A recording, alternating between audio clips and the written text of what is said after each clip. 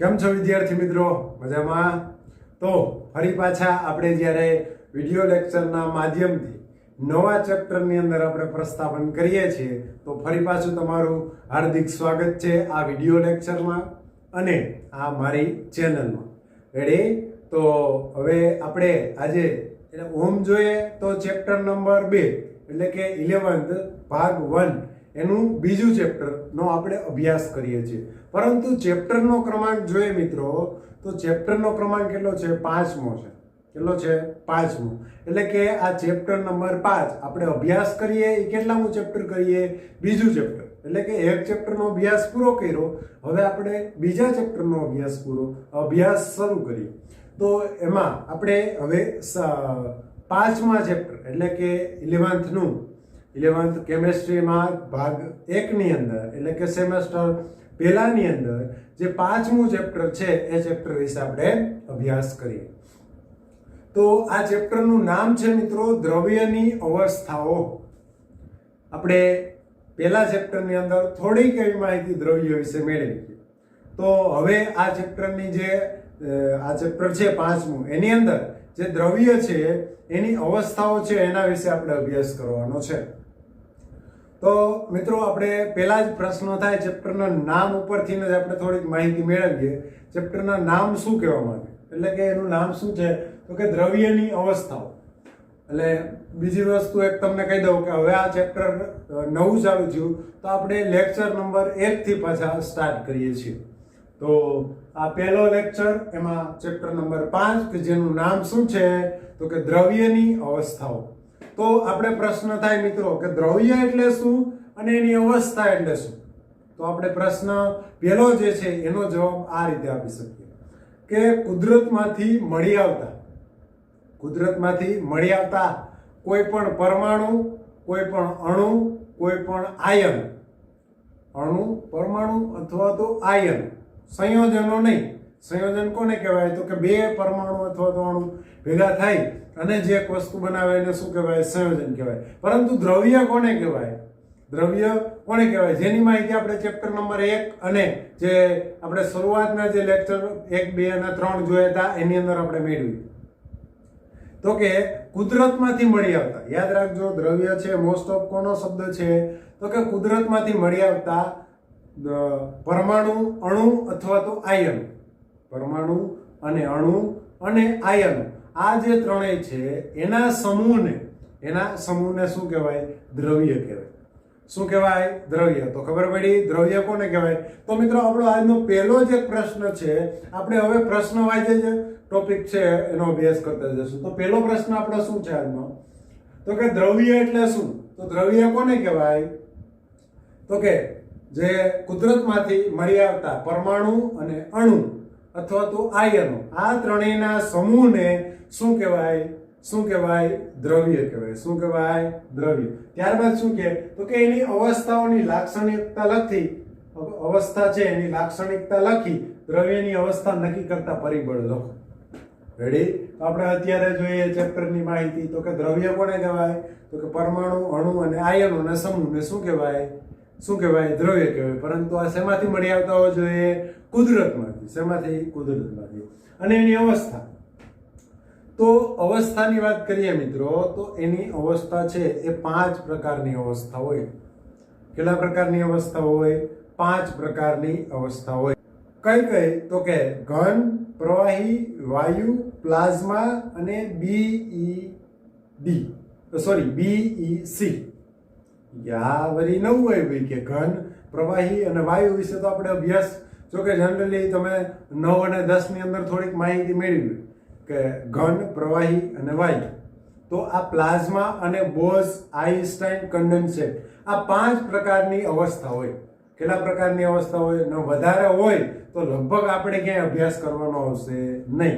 એમાં પણ આપણે મિત્રો આની અંદર એટલે કે આપણે કેમેસ્ટ્રીની અંદર ધોરણ 11 અને 12 એના કેમેસ્ટ્રી એટલે કે રસાયણ શાસ્ત્રની અંદર, રસાયણ વિજ્ઞાનની અંદર આપણે માત્ર ને માત્ર 3 અવસ્થાનો અભ્યાસ કરવાનો છે. કઈ? ઘન, પ્રવાહી અને વાયુ. તો કે બીજાનો નહીં કરવાનો. કે અમે કેમેસ્ટ્રીનો અભ્યાસ કરીએ તો અમે એની અંદર આવતી અવસ્થા વિશે અમારે અભ્યાસ કરવાનો થાય જ. તો એનો અભ્યાસ આપણે કરવાનો થશે નહીં. શું કામે નહીં થાય? તો કે મિત્રો આ ઘન, પ્રવાહી અને વાયુ આ ત્રણેય અવસ્થા છે એ સામાન્ય રીતે આપણે સામાન્ય તાપમાને જોઈ શકીએ, સામાન્ય તાપમાને જોઈ શકીએ. પરંતુ પ્લાઝ્મા અને બોઝ-આઇન્સ્ટાઇન કન્ડેન્સેટ આ જે બે અવસ્થા છે એ આપણે ખૂબ ઊંચા તાપમાને અથવા તો ખૂબ નીચા તાપમાને જોઈ શકીએ. એમાં જે પ્લાઝ્મા અવસ્થા છે એ મિત્રો ખૂબ જ ઊંચા તાપમાને જોવા મળે. પ્લાઝ્મા અવસ્થા છે એ ખૂબ જ ઊંચા તાપમાને જોવા મળે, જ્યારે BEC બોઝ આઇન્સ્ટાઇન કન્ડેન્સેટ જે અવસ્થા છે ખૂબ જ નીચા તાપમાને જોવા મળે. એટલું ઊંચું અને નીચું તાપમાન કે જે આપણા માટે લઈ આવવું શક્ય નથી. કોઈ પણ પ્રકારે આ જે તાપમાન છે લઈ આવવું શક્ય નથી. એટલા માટે આપણે એનો અભ્યાસ કરવાનો થશે નહીં. અને જ્યારે ઘન, પ્રવાહી અને વાયુ આ ત્રણેય અવસ્થાના તાપમાન છે એ આપણે શું કહેવાય કે સામાન્ય રીતે મેળવી શકીએ. રેડી? તો આપણે ત્રણ અવસ્થાનો અભ્યાસ કરવાનો છે. એમાં પણ મિત્રો આપણે આ ચેપ્ટરની અંદર મોસ્ટ ઓફ વાયુ અવસ્થાનો અભ્યાસ કરવાનો છે. વાયુ અને પ્રવાહી અવસ્થાની થોડીક એવી માહિતી મેળવવાની છે. તો કે ઘન અવસ્થા ક્યાં ગઈ? તમે તો કે ધીમે ધીમે એક એક અવસ્થા કાઢતા જ જવાય. તો ઘન અવસ્થા છે એ ઉપાધિ ન કરશો. એ આપણે 12th ની અંદર પહેલું ચેપ્ટર છે જે ઘન અવસ્થા, એ આખું ચેપ્ટર કેનું આવે છે? ઘન અવસ્થા. એટલે મોસ્ટ ઓફ આપણે ઘન અને વાયુ અવસ્થાનો અભ્યાસ કરવાનો છે. પ્રવાહી અવસ્થાનો થોડોક એવો માપસરનો અભ્યાસ કરવાનો છે. તો આ ચેપ્ટરની અંદર આપણે મોસ્ટ શેનો અભ્યાસ કરવાનો છે? વાયુ અવસ્થાનો અભ્યાસ કરવાનો છે. તો આપણો પહેલો પ્રશ્ન છે એમાં જોયું કે દ્રવ્ય કોને કહેવાય. હવે એની લાક્ષણિકતાઓ વિશે અભ્યાસ કરીએ. તો આ ઘન, પ્રવાહી અને વાયુ એની લાક્ષણિકતા થોડીક એવી આપણે જોઈ, જે આપણે ચેપ્ટર 1 માં જોઈ ગયા. ફરી પાછો આપણે જોઈએ કે આ ઘન પદાર્થ છે, આ ઘન પદાર્થ છે એનો આકાર કેવો હોય? નક્કી હોય. કેવો હોય? નક્કી હોય. એનો કદ પણ કેવું હોય? નક્કી હોય. ઘનનું કદ નક્કી હોય, એનો આકાર નક્કી હોય અને એની પૃષ્ઠ નક્કી હોય. કે પૃષ્ઠ એટલે શું? તો કે એની સપાટી. તો ઘન પદાર્થ છે એનો આકાર નક્કી હોય, ઘન પદાર્થનો આકાર નક્કી હોય, એનું કદ નક્કી હોય અને એની પૃષ્ઠ એટલે કે સપાટી નક્કી હોય. જ્યારે પ્રવાહી પદાર્થ છે, પ્રવાહી પદાર્થ છે એનું કદ નક્કી હોય, એની સપાટી નક્કી હોય, પરંતુ એનો આકાર નક્કી હોતો નથી. યાદ રાખજો મિત્રો, પ્રવાહી પદાર્થની અંદર એનું કદ નક્કી હોય, એની પૃષ્ઠ નક્કી હોય, પરંતુ એનું આકાર નક્કી હોતો નથી. તમે જે પાત્રની અંદર પ્રવાહીને ભરશો એ પાત્રના આકાર જેવો આકાર કોણ ધારણ કરેલી? તો કે પ્રવાહી ધારણ કરેલી. હવે આપણે વાત કરીએ વાયુની. તો કે વાયુ છે મિત્રો એનું કદ નક્કી હોય. વાયુનું કદ નક્કી હોય. ધારો કે કોઈ પણ 1 લીટર ધારો કે કદ છે, એનું કદ છે, પરંતુ એનો આકાર નક્કી હોતો નથી. એની સપાટી પણ નક્કી હોતી નથી. એટલે કે એનું પૃષ્ઠ અને આકાર નક્કી હોતા નથી. અને જે પાત્રની અંદર ભરવામાં આવે એ પાત્રનો આકાર ધારણ કરેલી અને આ પાત્રની જે સપાટી છે એ શું થઈ જાય? એની સપાટી થઈ જાય, એટલે કે એની પૃષ્ઠ થઈ જાય. પરંતુ આ જે અવસ્થા છે તાપમાન ઉપર આધાર રાખે મિત્રો. દ્રવ્યની અવસ્થા છે કોના ઉપર આધાર રાખે? તાપમાન ઉપર. એટલે કે એના જે ભૌતિક ગુણધર્મો છે, જે આ અવસ્થા છે એના જે ભૌતિક ગુણધર્મો છે શેના ઉપર આધાર રાખશે? તાપમાન ઉપર આધાર રાખશે. એનો મતલબ શું થાય કે તાપમાન બદલાતા આ ઘન, પ્રવાહી અને વાયુની જે અવસ્થા છે એના તાપમાનની જે એના ભૌતિક ગુણધર્મોમાં શું થાય? ફેરફાર. એટલે કે તાપમાન બદલાતા એની અવસ્થામાં પણ ફેરફાર થશે, એની અવસ્થામાં પણ ફેરફાર થશે અને એના ભૌતિક ગુણધર્મોમાં પણ ફેરફાર થાય. શું થાય? એના ભૌતિક ગુણધર્મોમાં પણ ફેરફાર થાય. એટલે કે તાપમાન બદલાતા ઘન, પ્રવાહી અને વાયુના આકાર એના અવસ્થામાં પણ ફેરફાર થાય અને એના ભૌતિક ગુણધર્મોમાં પણ શું થશે? ફેરફાર થશે. પરંતુ એના રાસાયણિક ગુણધર્મોમાં ફેરફાર થશે નહીં. તાપમાન બદલાતા આ જે ત્રણેય અવસ્થાઓ છે, ઘન, પ્રવાહી અને વાયુ, આ જે ત્રણેય અવસ્થાઓના રાસાયણિક ગુણધર્મોમાં ફેરફાર થશે નહીં. તાપમાન બદલાતા એના રાસાયણિક ગુણધર્મોમાં ફેરફાર થશે નહીં, પરંતુ એની અવસ્થામાં ફેરફાર થશે અને ભૌતિક ગુણધર્મોમાં ફેરફાર થશે. એક એક્ઝામ્પલ જોઈએ મિત્રો. કે 273 કેલ્વિન તાપમાને H2O છે એ કઈ અવસ્થામાં હશે? કઈ અવસ્થામાં હશે? એટલે કે 273 એટલે કે 0 ડિગ્રી સેલ્સિયસ તાપમાને H2O ઘન અવસ્થામાં હશે. કઈ અવસ્થામાં હશે? ઘન અવસ્થામાં. હવે હું તાપમાનમાં વધારો કરું, સમથિંગ કેટલું કરું કે 300 કેલ્વિન તાપમાન કરું. કેટલું કરું? 300 કેલ્વિન એટલે કે 27 ડિગ્રી સેલ્સિયસ જેટલું તાપમાન કરું તો ઘનમાંથી શેમાં આવશે? ઘનમાંથી શેમાં આવશે? પ્રવાહીમાં આવશે. શેમાં આવશે? પ્રવાહી. હજી હું તાપમાનમાં વધારો કરું કે 373 કેલ્વિન જેટલું તાપમાન લઈ આવું તો આ પ્રવાહીમાંથી શેમાં આવશે? વાયુમાં આવશે. શેમાં આવશે? વાયુ. એટલે કે તાપમાનમાં ફેરફાર કર્યો એટલે કે વધારો કર્યો તો ઘનમાંથી શેમાં આવ્યું? પ્રવાહીમાં આવ્યું. પ્રવાહીમાં શેમાં આવ્યું? વાયુ.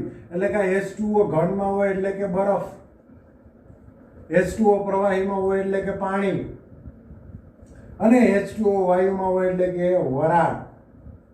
શેમાં? વરાળ. તો જેમ હું તાપમાનમાં વધારો કરતો જાઉં એમ ઘનમાંથી શેમાં આવશે? પ્રવાહીમાં આવશે. પ્રવાહીમાં શેમાં આવશે? વાયુ. તો આ ત્રણેય એના ફેરફાર થયા એટલે એના ભૌતિક ગુણધર્મોમાં ફેરફાર થાય, પરંતુ એના રાસાયણિક ગુણધર્મોમાં ફેરફાર થશે નહીં. રેડી? તો હવે પ્રશ્ન થાય કે આમાં વધારો જ કરી શકીએ? નહીં. તો આમાં ઘટાડો પણ કરવું. ધારો કે મારી પાસે વરાળ છે, પાણીની વરાળ, તો એના તાપમાનમાં ઘટાડો કરું, 300 કેલ્વિન તાપમાને લઈ આવું તો શેમાં આવશે? પાણીમાં આવશે. હજી હું એનાથી ઓછું લઈ જાઉં તો શેમાં આવશે? બરફમાં આવશે. એટલે એના તાપમાનમાં ફેરફાર કરવાથી, તાપમાનની ફેરબદલી થવાથી એના ભૌતિક ગુણધર્મોમાં ફેરફાર થાય. તો જે બરફના ભૌતિક ગુણધર્મો છે એના કરતાં પ્રવાહીના ભૌતિક ગુણધર્મો અલગ હશે. પ્રવાહીના ભૌતિક ગુણધર્મો છે એના કરતાં વાયુના ભૌતિક ગુણધર્મો અલગ હશે. પરંતુ એના રાસાયણિક ગુણધર્મોમાં કાંઈ ફેરફાર થશે નહીં. પરંતુ મિત્રો એના ભૌતિક ગુણધર્મોમાં ફેરફાર થાય. તેના લીધે આ વસ્તુ સમજો શું કહેવા માંગે. તેના લીધે તેની રાસાયણિક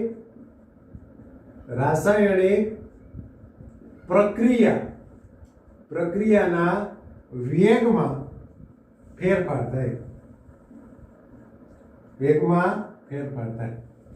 કે આ શું કહેવા માંગે કે આમાં બહુ ખબર નથી પડતી કે એના ભૌતિક ગુણધર્મોમાં સમજાલો કે ભાઈ એના ભૌતિક ગુણધર્મોમાં ભાઈ કઈ શું કહેવાય કે તાપમાનમાં ફેરફાર કરવાથી એના ભૌતિક ગુણધર્મોમાં ફેરફાર થાય, પરંતુ એના રાસાયણિક ગુણધર્મોમાં ફેરફાર થતો નથી.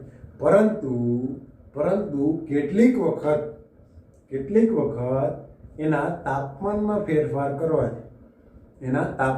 ફેરફાર કરવાથી એની જે અવસ્થામાં ફેરફાર થશે એના લીધે આ જે એની અવસ્થાઓ છે એની જે રાસાયણિક પ્રક્રિયાઓ છે આ જે રાસાયણિક પ્રક્રિયાના વેગમાં શું થાય? ફેરફાર થાય. એટલે કે ધારો કે ઘન અવસ્થા છે એની રાસાયણિક પ્રક્રિયાની વેગ, એટલે કે ધારો કે ઘન અવસ્થામાંથી કોઈ પણ એક રાસાયણિક પ્રક્રિયા લઈ લો. ધારો કે મારી પાસે અત્યારે કાર્બન છે એ કઈ અવસ્થામાં છે? ઘન અવસ્થામાં છે. એટલે કે આ શું છે? કોલસો છે. મારી પાસે કોલસો છે, એનું મારે દહન કરવું હોય. આ કોલસાનું જો મારે દહન કરવું હોય, દહન કરવું તો ધારો કે સમથિંગ 373 કેલ્વિન જેટલું તાપમાન જોઈએ. 373 કેલ્વિન જેટલું તાપમાન જોઈએ. પરંતુ આ કોલસાની જગ્યાએ ધારો કે હું શું લઈ લઉં? કેરોસીન લઈ લઉં. તો કેરોસીનને દહન કરવા માટે મારે કેટલું તાપમાન જોઈએ? 300 કેલ્વિન. શું કામ? તો કે આ કોલસો છે ઘન અવસ્થામાં છે, આ કેરોસીન છે કઈ અવસ્થામાં છે? પ્રવાહી અવસ્થામાં છે. કઈ અવસ્થામાં છે? પ્રવાહી અવસ્થામાં. અને હજી હું આનાથી લઈ લઉં LPG અથવા તો CNG. આ બે ગેસનું દહન કરું તો કેટલું જોઈએ? 273 કેલ્વિન તાપમાન જોઈએ. એટલું જોઈએ નહીં, પરંતુ આપણે સમજવા માટે લઈએ કે 273 કેલ્વિન જેટલું તાપમાન જોઈએ. તો આનો મતલબ શું થાય? કે હાલો એ એટલી ખબર પડી કે ઘન છે એનું દહન કરવું હોય તો તાપમાન થોડુંક વધારે જોઈએ, એના કરતાં ઓછું તાપમાન કેમાં જોઈએ? પ્રવાહીમાં જોઈએ, ને એના કરતાં ઓછું તાપમાન શેમાં જોઈએ? વાયુમાં જોઈએ. તો આ હું કહેવા એ જ માંગુ છું કે એની અવસ્થા બદલાય, એના ભૌતિક ગુણધર્મોમાં ફેરફાર, તાપમાનમાં ફેરફાર કરવાથી એની જે અવસ્થામાં ફેરફાર થાય, એની અવસ્થામાં ફેરફાર થાય, એના લીધે જે આ એની અવસ્થા છે, અવસ્થાના લીધે એની રાસાયણિક પ્રક્રિયાના વેગમાં શું થાય? વેગમાં શું થાય? ફેરફાર થાય. વેગમાં શું થાય? ફેરફાર. એનો મતલબ શું થાય? તો કે ઘન અવસ્થા હોય એની રાસાયણિક પ્રક્રિયાના વેગ કરતા જે પ્રવાહી અવસ્થા છે એની રાસાયણિક પ્રક્રિયાની વેગ કેવો હોય? વધારે. કેવો હોય? વધારે. એના કરતા વાયુનો વધારે હોય. તો એટલા માટે આપણે એક એક્ઝામ્પલ જોયું કે કોલસો છે 373 કેલ્વિન તાપમાને દહન પામે, જ્યારે કેરોસીન છે 300 કેલ્વિન તાપમાને દહન પામે, અને એલપીજી સીએનજી છે કેટલા તાપમાને દહન પામે? 273 કેલ્વિન તાપમાને. એટલે કે દહન કરતા ઝડપથી દહન કોણ પામશે? કેરોસીન પામશે. અને કેરોસીન કરતા કોણ દહન પામશે? કોણ દહન પામશે? ગેસ. એનું તમારે એક્ઝામ્પલ જોવું હોય તો ઘરે કોક દીક પ્રયોગ કરવાનો. ઘરે કોક દીક પ્રયોગ કરવાનો. ગેસનો ચૂલો ચાલુ હોય અથવા તો આપણે જે ઘરે ચૂલો પ્રગટાવતા હોય ચાલુ હોય, એની અંદર તમારે કોલસો નાખી દેવાનો. થોડોક આમ છેટા રહી અને કોલસો નાખી દેવાનો. કોલસો નાખી દીધો તો જોવાનું કેવું દહન થાય. તો કે ના, બહુ સરસ વ્યવસ્થિત દહન થઈ ગયું, કોલસો બળી ગયો. પછી તમારે કેરોસીન લઈ આવવાનું, કેરોસીન ઘા કરવાનું, કેવો ભડકો થાય, કેવો ભડકો થાય એ જોવાનું. પછી એ ભડકો થઈ ગયા પછી ફરી તમારે શું લઈ આવવાનું? ગેસ લઈ આવવાનું. ગેસનો સ્પ્રે મારવાનો. પછી જોવાનું કેવો ભડકો થાય. તો ફટાફટ ભડકા કેવા થાય? ઝડપથી થાય. કેવા થાય? ઝડપથી થાય. એટલા માટે શું થતું હોય કે એની અંદર જે ઓક્સિજન મેળવી અને જે રાસાયણિક પ્રક્રિયા છે એનો વેગ કેવો છે? વધારે છે. વેગ કેવો છે? વધારે છે. એટલા માટે આ જે છે એના અવસ્થામાં ફેરફાર થતા, એની અવસ્થામાં ફેરફાર થતા તેના લીધે તેની રાસાયણિક પ્રક્રિયાના વેગમાં શું થાય? ફેરફાર થાય. તો રેડી મિત્રો, આપણો જે આ પ્રશ્ન હતો એની અંદર બે આપણે પ્રશ્ન પૂરા કર્યા. દ્રવ્ય એટલે શું? એની લાક્ષણિકતા જોઈ. હવે જોઈએ આ દ્રવ્યની અવસ્થા નક્કી કરતા પરિબળો. એને નક્કી કરવા માટેના જે પરિબળો છે એનો આપણે અભ્યાસ કરીએ. તો કે એના 3 પરિબળો છે. કેટલા પરિબળો છે મિત્રો? 3 પરિબળો છે. અત્યારે આપણે એના જે પરિબળો છે એના નામ જોઈએ, માત્ર ને માત્ર નામ. તો એનું મિત્રો પહેલું પરિબળ શું છે? તો કે આંતર આણ્વીય બળોનો સ્વભાવ. આ પહેલું એની શું છે કે અવસ્થા નક્કી કરવા માટેનું પરિબળ છે. શું છે? તો કે આંતરાણ્વીય બળોનો સ્વભાવ. કે વળી પાછો આંતરાણ્વીય બળ એટલે શું? આ વળી કેવું બળ? હમણાં જ જોઈએ આપણે. એના પહેલા આપણે એના પરિબળો વિશે અભ્યાસ કરી લઈએ. ત્યારબાદ એનું બીજું પરિબળ છે કે આંતરાણ્વીય પારસ્પરિક ક્રિયાઓ. તો કે આંતરાણ્વીય પારસ્પરિક ક્રિયાઓ. આના જે આંતરાણુની જે અંદરોઅંદરની જે ક્રિયાઓ છે એ પણ શું છે? એનો એક પરિબળ છે. ત્યારબાદ ત્રીજું પરિબળ છે કે કણની, એના પછીનું ત્રીજું પરિબળ છે તો કે કણની ગતિ પર અસર કરતી, કણની ગતિ પર અસર કરતી ઉષ્મીય ઉર્જા. ઉષ્મીય ઉર્જા. આ એના શું છે મિત્રો?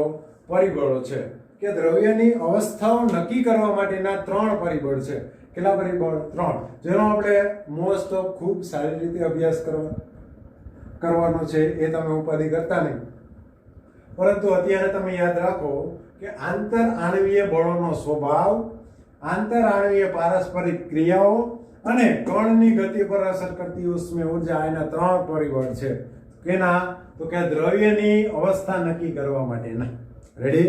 તો આ મિત્રો આપણો જે પહેલો પ્રશ્ન થયો કે દ્રવ્યની અવસ્થા, દ્રવ્ય એટલે શું? તેની અવસ્થાની લાક્ષણિકતા લખી, તેના દ્રવ્યની અવસ્થા નક્કી કરતા પરિબળો મેળવો. આપણે આ પહેલા પ્રશ્ન વિશે આપણે અભ્યાસ કર્યો. ત્યારબાદ આપણે આ જે એના 3 પરિબળો છે એનો આપણે હમણાં જ અભ્યાસ કરવાનો છે. પરંતુ આપણે પહેલા તો પ્રશ્ન આની અંદરથી શીખવાનું એ છે તો કે આંતરાણ્વીય બળો એટલે શું?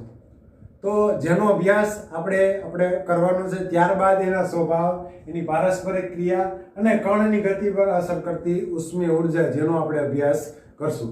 તો મિત્રો એ છે આપણે નેક્સ્ટ લેક્ચરની અંદર અભ્યાસ કરશું. આજના લેક્ચરની અંદર માત્ર ને માત્ર આપણે પ્રસ્તાવના વિશે અભ્યાસ કર્યો. તો હવે બાકીનું જે આંતરઆણવીય બળ છે એના વિશેનો અભ્યાસ આપણે નેક્સ્ટ લેક્ચરની અંદર કરશું. ત્યાં સુધી બધા જ વિદ્યાર્થી મિત્રોને જય શ્રી કૃષ્ણ.